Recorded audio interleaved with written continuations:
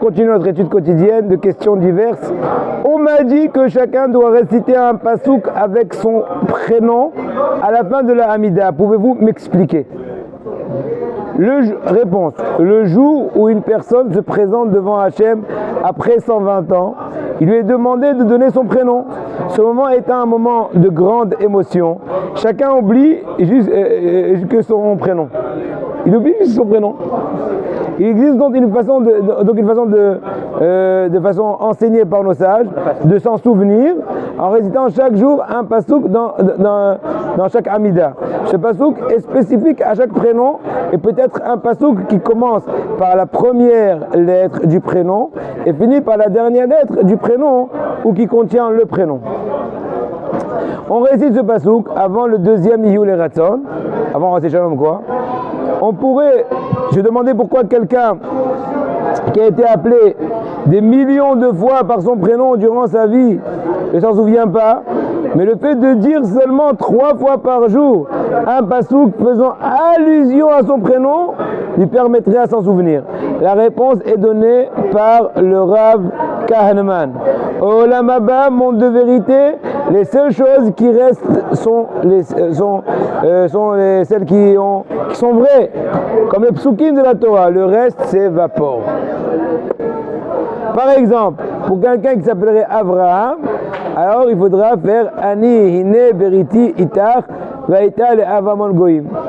Et chacun a son prénom. Moi j'appelle Igal, Yemin Hashem Romema, Yemin Hashem Osa Aïn. La main droite d'Hachem est élevée, la main droite fait la guerre. La guerre de la Torah. Shia Ma'alot. Shalom.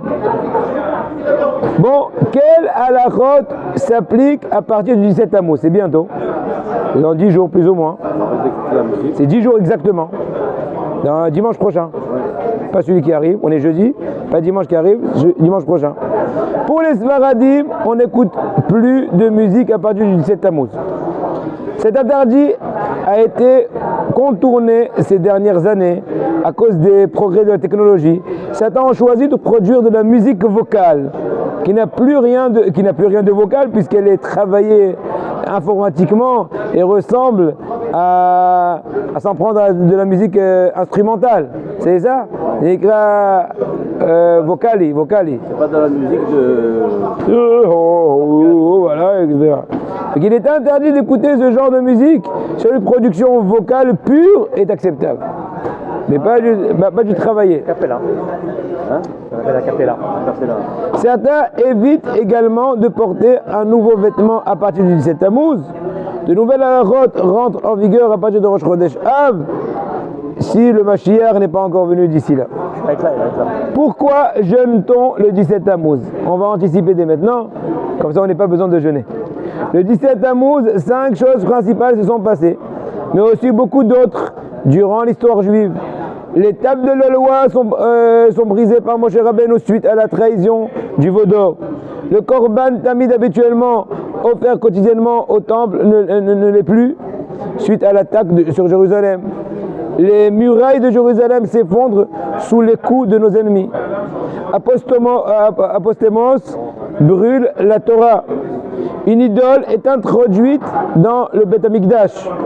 Ces événements ont découlé d'un éloignement et d'une distance qu'ont mis les Juifs entre eux et Hachem. Le jeûne est un jour de rapprochement volontaire.